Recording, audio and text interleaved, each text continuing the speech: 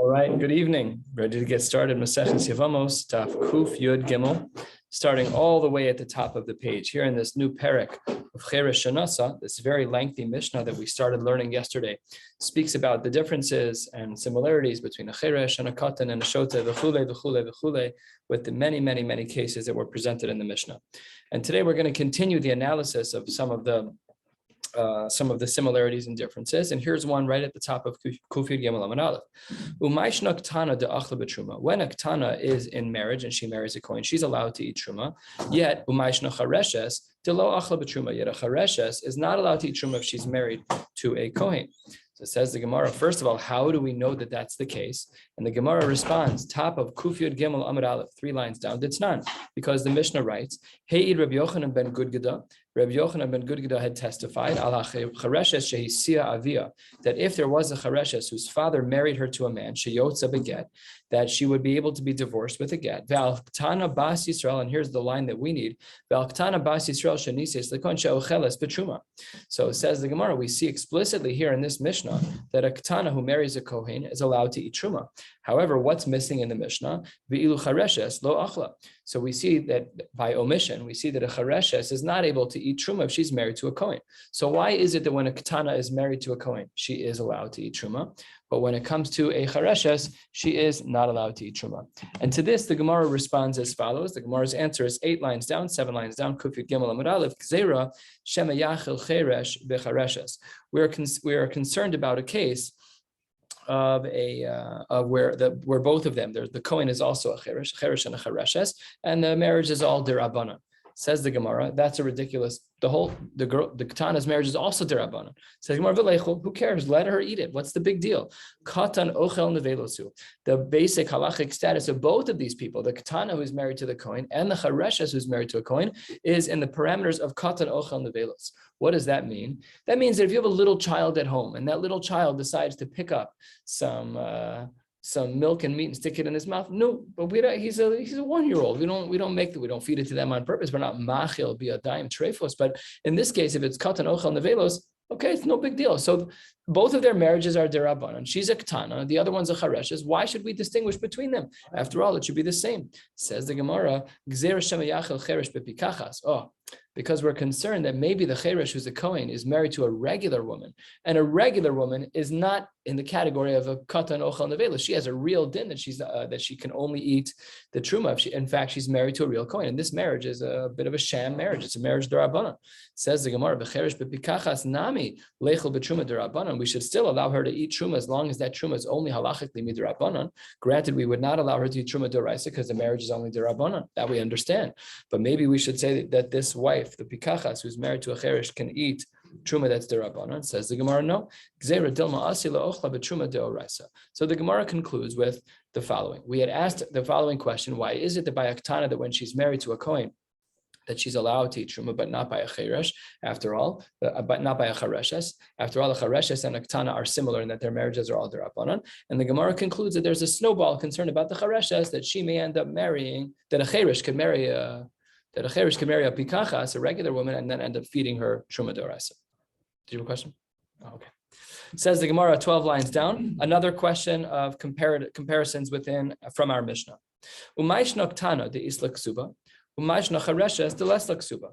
Why is it that when it comes to a ktana, she gets married at the age of 11, 10, whatever it is, she does have a marriage contract, she has a ksuba, umayshna chareshes de lesla ksuba. And says the Gemara, De'im Kain, the reason why we needed it to be that a chareshes shouldn't have a ksuba is that we don't want her to have 2 strikes against her. It's already difficult enough to marry someone who has these types of challenges. And now you're going to say that the husband's going to be forced to give her a ksuba if their marriage falls apart too much. I'm just not going to marry her. And says the Gemara, De'im Kain, Mimno'e velo naspela. They'll hold back from marrying her, and then no one will marry her. And we don't want her to be stuck as a single chareshes her whole life.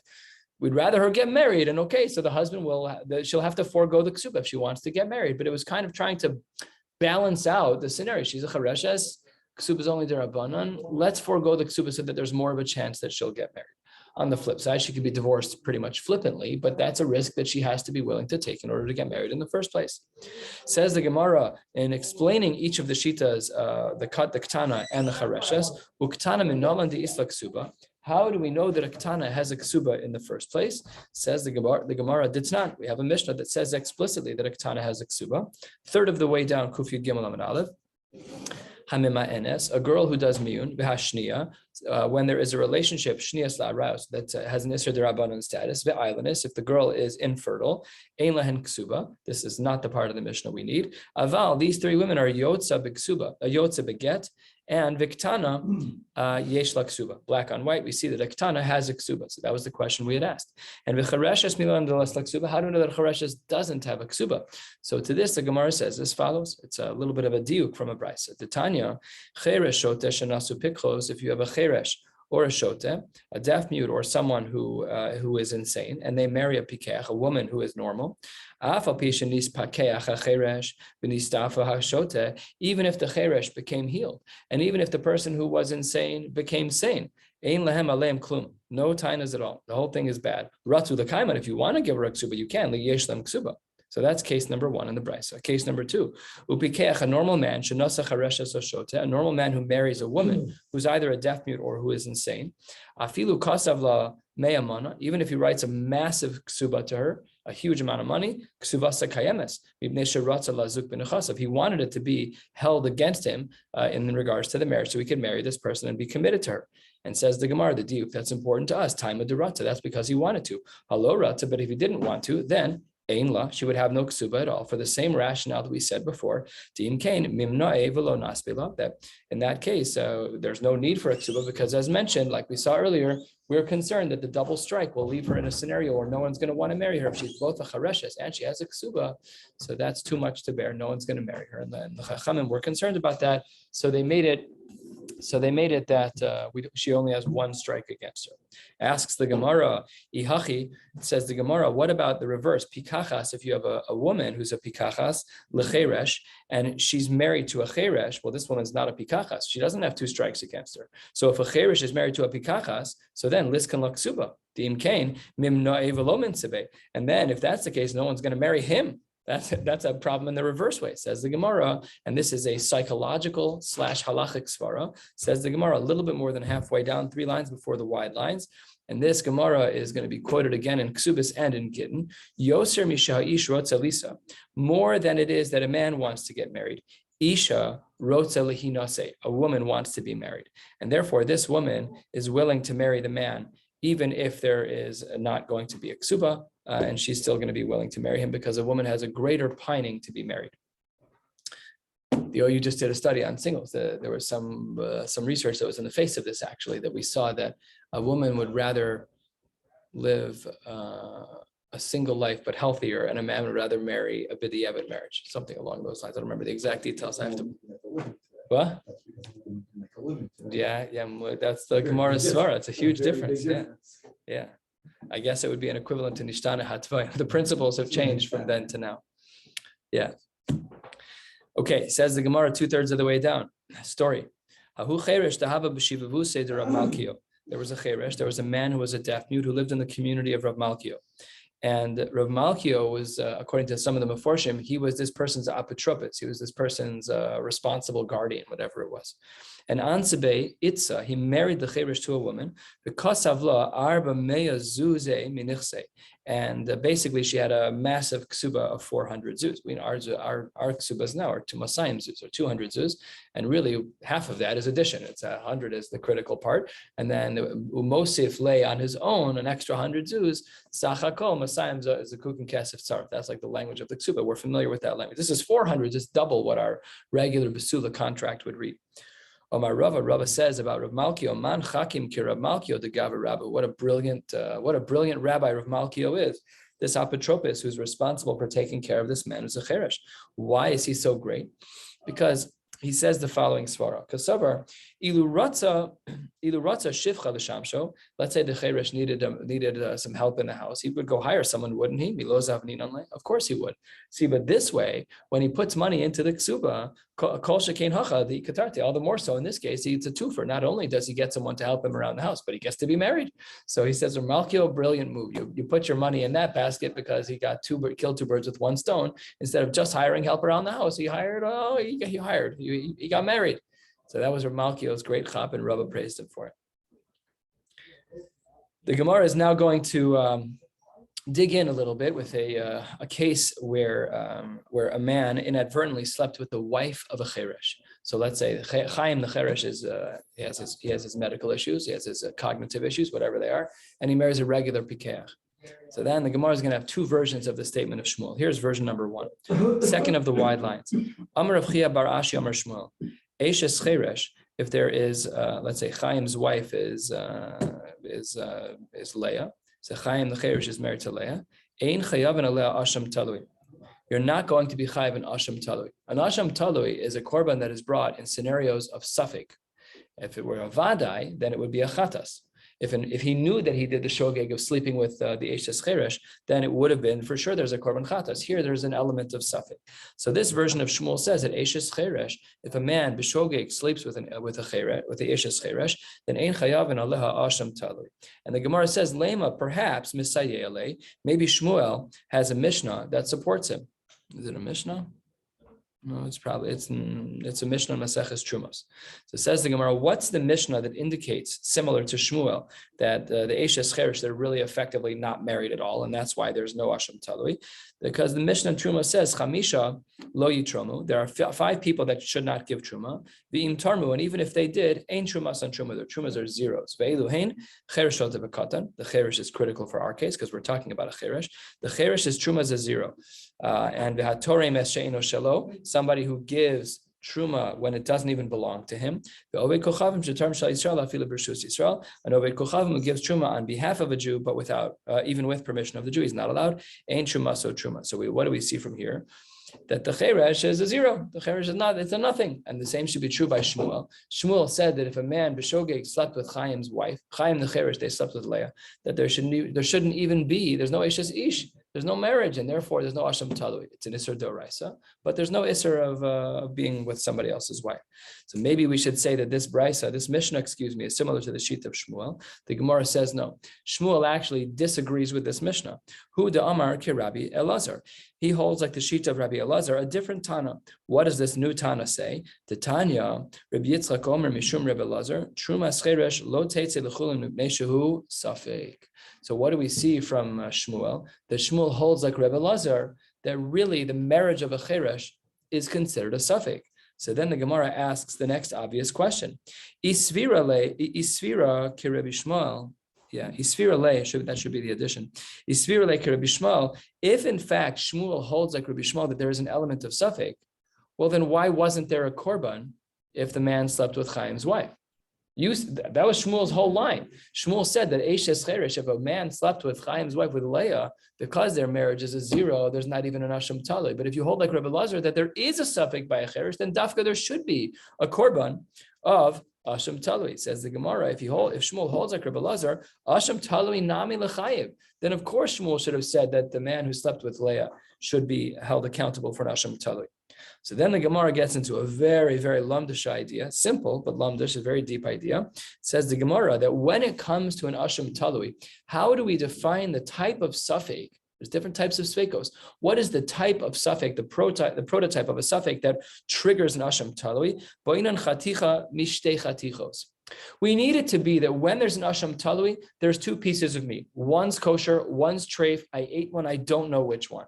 When there are 2 entities and I don't know which one I partook of, then that's when we have an Asham Talui. What's our case over here? One woman. We just don't know what the status of her marriage is, but there's only one entity. So says the Gemara, that's how Shmuel could get out of this pickle. Yes, we hold like Rebbe Lazar. Rebbe Lazar holds that the cheresh is a suffix, but it's not the type of suffix that would bring about an Asham Talui, because the type of suffix that brings about an Asham Talui would require there to be 2 women. What would the case be? It's a Rachel and Leah scenario. The Yaakov goes into the bedroom and he's intimate with the person in the room, and then in the morning he sees that there are in fact 2 people there and he doesn't know who he was intimate with. That would be a case where there's an Asham Talui, suffix, I don't know what happened, for sure. But here in our case, where a man was intimate with Chaim's wife, with Leah, Chaim the Cheresh's wife, that's not a suffix of which person. She's only one entity, and therefore it doesn't trigger an Asham Talui. Says the Gemara, but even that idea, is not really correct. Says the Gemara 6 lines from the bottom. Is it correct that Rebbe Lazar says that we only bring an Asham Talui when the suffix is one of this or that, where there's two chatichos. It's not true. Ve'atanya, we have a brisa. Rabbi Eliezer Omer, koi, or kvi, there are different ways to read the word. Koi is an animal that is a suffix behema and suffix chelev. The difference between an animal that's a behema and a chelev, a koi is an animal that is a suffix behema, suffix chaya. Behema is, of course, larger animals like cows, and a chaya is a smaller animal like a goat or a sheep. The big nafkamina between a behema and a chaya is whether the chelev of that animal is mutter. In a behema, it's usher to eat the chelev, and in a chaya, it's mutter to eat the chelev. This koi, we don't know what it is. It's this kind of hybrid of animal of sorts. We don't know if it's a behema or if it's a chaya, and therefore we don't know what the nature is of the chelev. Is it behema and usher, or is it chaya and mutter? So what does Rabbi Elazar say? Koi chaya al chelbo asham talui. Oh, so that goes into the face of the idea of two chatichos, because it's not two chatichos, it's one animal. It's just the koi. You shech the animal, you eat the chelev, you did one thing wrong. There are no two animals that we're choosing from. You wanted to say that Rebbe Lazar, the reason why we said that when a man is intimate with Chaim's wife, with Leah, the reason why he's putter from the Asham Talui isn't because she's a suffix, she's for sure a suffix, but she's a single individual. So is the Koi. And Rebbe Lazar there says that they're Chayiv and Asham Talui. So says the Gemara, you're absolutely right. Really what Shmuel is doing is he's kind of picking and choosing which elements of Rebbe Lazar he likes. Shmuel savar Rebbe Lazar bechada upalagala bechada. Shmuel does hold like Rebbe Lazar in one way, in that yes, there is a huge suffix here about the status of the marriage of a cheresh. However, he doesn't agree with Rebbe Lazar in regards to the koi. V'ika da'amre, some say, and this is version 2 of Shmuel, some say that Shmuel's line was different. Version 1 of Shmuel was that a man who's intimate with Chaim's wife, with Chaim the Cheresh's wife, that there's no Asham Talui. Here the line is the reverse. V'ika da'amre, 3 lines from the bottom. Amar Rav Chia bar Ashi Amar Shmuel, Eishes Cheresh chayavin aleha Asham Talui. The exact opposite. I meisvei chamisha lo yitromu. The Gemara doesn't quote the whole Mishnah. We just learned it. That Mishnah in Trumos indicated that there's a 0 for the Cheresh. You can't even give truma. He has no bilas at all, nothing. So then the Gemara says, if that's true, then how could we be chayv and asham tali? Their marriage is also a 0. Says the Gemara, sabar la Rebbe Lazar, that really there is a suffix in regards to a cheresh. I bar Rav Ashi. I need to understand a little bit more, says Rav Ashi. My time of the Rebbe Lazar. What is the rationale of the sheet of Rebbe Lazar in regards to the suffix? Says the Gemara, beautiful chakira. Is it mifshat pshita le? Is it very obvious to Rabbi Lazar, the cheresh daita kalishtahu, that the cheresh has a very low level of intellect? He has a low IQ. I don't know what a low IQ is. An 80? Is that very low? Sounds very low. Let's just go with an 80. I don't know what the real numbers are. He has daita kalishtahu. He's an 80. However, within the 80, he has clarity. Okay? So within the 80, the knowledge that he has, is it tzilusa, is it clear? His knowledge is really sharp with what he's capable of doing. So he can't do high-level calculus, but basic math he's very good at. That's called das. Or, says the Gemara, Dilma Pshitale, the Daita Klish, is a very low IQ, the Lav Daita Tzilusahu, and he doesn't have clarity even in the lower levels of the IQ. And maybe the element of suffix that we have here is that, what do we mean when we say this person is not well? Sometimes he's crazy and sometimes he's fine. We just don't know what he is right now. So this is the chakira of the cheresh. Do we say that the cheresh has a low IQ, but whatever he has within his IQ, he has das, or no? And the Gemara says, what's the difference? The my nafkamina. The Gemara presents a brilliant and simple nafkamina. The difference is, lahotzi ishto beget. Can a man who is a cheresh create a scenario of get for his wife? What are the two sides? If you say, yes, he has a low IQ, but he could understand the sentence of, I'd really like to divorce my wife. If he's that smart, he's an 80 IQ, but he knows what he's saying, he's cognitively present, he's just not the brightest guy in the room, then kekidushin kach gerushin. Then it should be the same way that he was able to get married and he understood the principle of haram nekudeshes betabazu gedas Moshe b'Yisrael. He could also say, harei zegitech. No problem. However, if you say, no, the challenge with the cheresh is that sometimes he's on and sometimes he's off, and he's really not chad daita, he's not sharp in the mind, then we have a huge problem. Kiddushay matzi mekadesh, then he can get married, at least besafek he's married, because half the time he's fine and half the time he's not. However, gerushay lo matzi megarish. There he wouldn't be able to, because we don't know what level of we're not going to generate a mamzer because of his lack of das. That we're not going to do. That's not possible. So therefore, the Gemara says, and the answer is teku. We don't know what the cheresh is. And throughout Shas, we have cheresh bekad, and this is good to store away in the memory banks. Is a cheresh someone who has a low IQ but is otherwise clear within their capacity, or no? Are they itim chalim, the itim shot, chakira and Shas? We had said about a case in our Mishnah on the previous blot nishtates that if a woman became insane, Amar Rav Yitzchak Davar Torah shota miskareshes, that a woman who is a shota, she can be divorced. Why can a shota be divorced? She has no das. Says the Gemara, because we don't need her to have das. Why not? Midi dehave apikachas bal korcha. Because really, if a man takes a get, we don't do this. It's not the right way to do things. If a man takes a get, what? That's one of the takanos for men. Correct. It can't be done this way. Midoraisa, it's absolutely correct. If he takes a get, a kosher get, and he throws it into her daled amos, and not, let's just say in her chutzner, let's be clear, she's divorced, even against her will. So if a pikachas is against her will divorced, then who cares if the shota is a shota? She can be divorced. She's not trapped in marriage forever because she's a shota. It's easier to divorce the shota. Says the Gemara, why is it that the Chachamim were still of the opinion that the shota should not be divorced? We don't want her to be taken advantage of. She's a shota, she's not well. People who don't always have the right social boundaries are easier to take advantage of.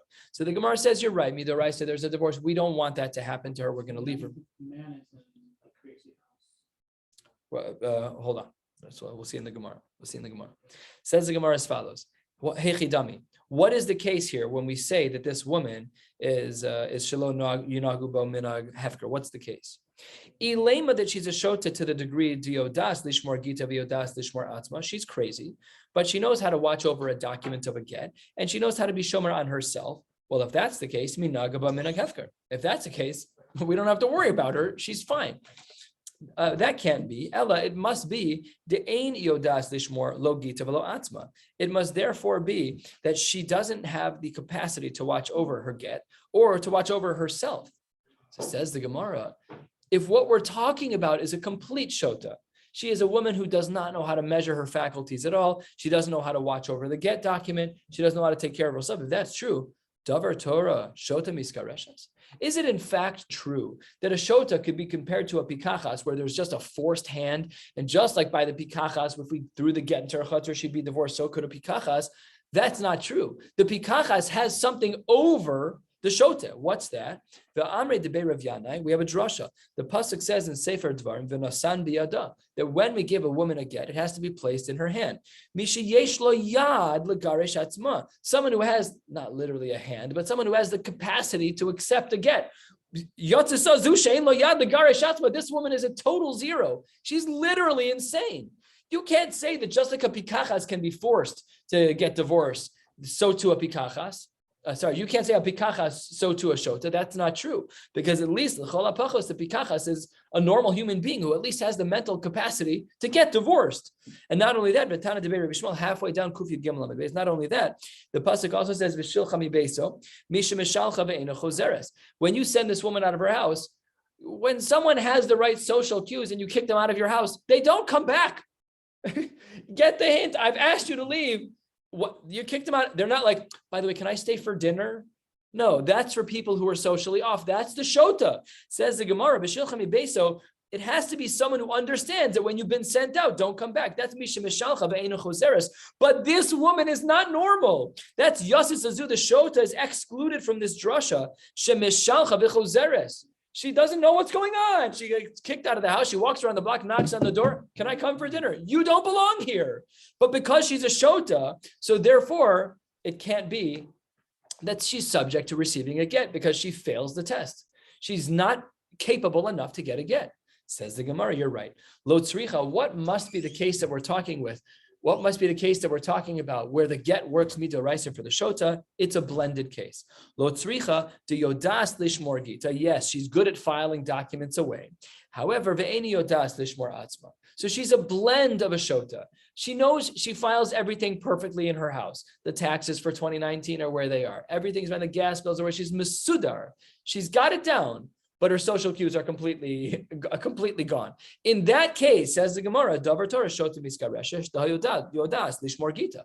Because she's okay on the document front, she has executive functioning skills in that way, but no social skills. But because she has executive functioning skills, it works. The get works. But ve'amar rabbanan lo lifka. Why should we not allow her to go? Because shelo yinhagu ba min hakafer. Because she has no social skills, people are going to take advantage of her. That's the blend of the chareshes of the shota that we're talking about. And Amar Abaye, Dekanami, this actually is implied in our Mishnah. Dektani gabe dida, what it says about her is nishtates lo yotzi. By her, it says that if she is crazy, if she's insane, she cannot be divorced. The gabe dide, it adds a word. By gabe dide, this was to Michael's question. If a man is insane, lo yotzi olamis, he could never do. Why does it say olamis by him and not by her? Says the Gemara, my shna hacha. Why is it that by a man who's a shota, it says the ktani olamis, permanently, never, ever, ever, so strict? Umaish nahasa, by a woman, it doesn't say that. The lo ktani olamis. Why the distinction? And answers the Gemara, elashmamina, like we've been saying, ha deoraisa, ha derabana. When it comes to the man, he has a psul deoraisa from giving a get. He needs das. He needs to be a chacham. He needs to be a pikech. He needs to be a regular guy. So by him, it's a din doraisa, psul doraisa, the get is a zero. If she were to get a document from him that it was a divorce and she slept with another man and had a baby, the kid's a mom's. Straight up, the divorce is a zero. However, by her, ha derabanan, by her, the shota that we described by her, that's a din where her marriage is intact only midrabanan. But the kedushin would be chal then? This was a case where he became crazy. Yeah.